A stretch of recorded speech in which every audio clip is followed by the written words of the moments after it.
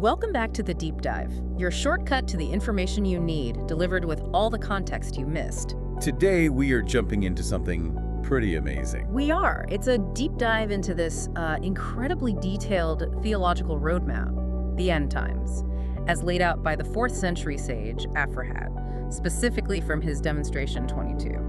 It's a critical text, and what really grabs you immediately is that Aphrahat doesn't treat death as, just a state of being. Right. For him, death is a person, a ruler, a king even, who got his power because of Adam's transgression. And the sources say he ruled from Adam to Moses. He really thought he had it made forever. He did. He was disturbed when talk of resurrection started.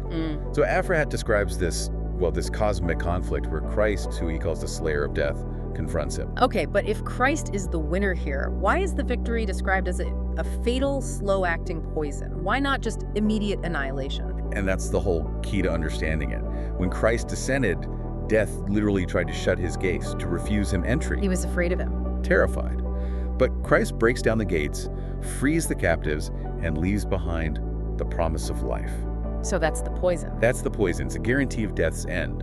But his power just sort of diminishes over time. It's not instant. And until that final end, Aphrahat is very clear that this King Death is completely impartial. He is no respecter of persons. Takes everyone, He's strips kings of their crowns, he leaves the rich sitting in sadness, he takes brides, the unborn, everyone. Exactly. So death is impartial. But that brings up a huge question for Aphrahat. If everyone dies the same, are they all judged the same? And he says definitively no. Right, so that impartiality completely vanishes at the resurrection. How does he break that down? This is where we get into his 3 tiers. Tier 1 is for the very righteous. These are people who are, perfected in good works or kept the commandment. Okay.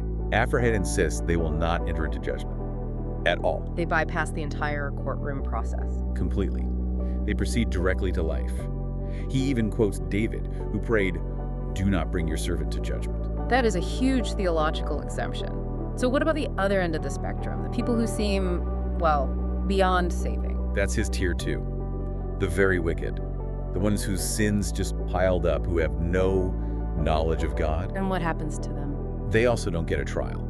Wait, really? They also skip judgment? Yes, but for the opposite reason. They simply arise and then return to Sheol.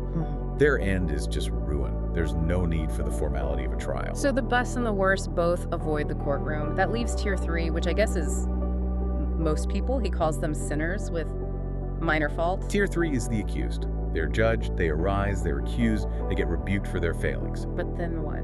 After that accounting, the judge, who he says is cloaked in justice, gives them the inheritance of life. It's this really interesting mix of accountability and grace. What's so fascinating is how structured it all is, even after judgment. The reward isn't just one standard prize for everyone in tier 3, is it? Absolutely not. The wages differ. He quotes the apostle saying, 1 star exceeds another star in brightness. It's the same with the resurrection. Glory differs, status differs. And I assume the punishments do too. It's not one single fate for all the wicked in tier 2. That's right. Proportionality is key. Some go into outer darkness, others face the fire where the worm doesn't die and the fire isn't put out. It's all very specific. And all of this happens in a new world. Yes, he's very clear. The current heaven and earth will pass away. God will make a new place for Adam's children, and that'll be called the kingdom of heaven. A place with no marriage, no desire, where everyone is just clothed in light forever. So at the end of the day, Aphrahat built this rigorous structural system where impartial justice actually means different pathways for different souls. Precisely. A path for the perfect, a path for the lost, and a path for the average person who needs correction before they can inherit life. Which brings us to our final provocative thought.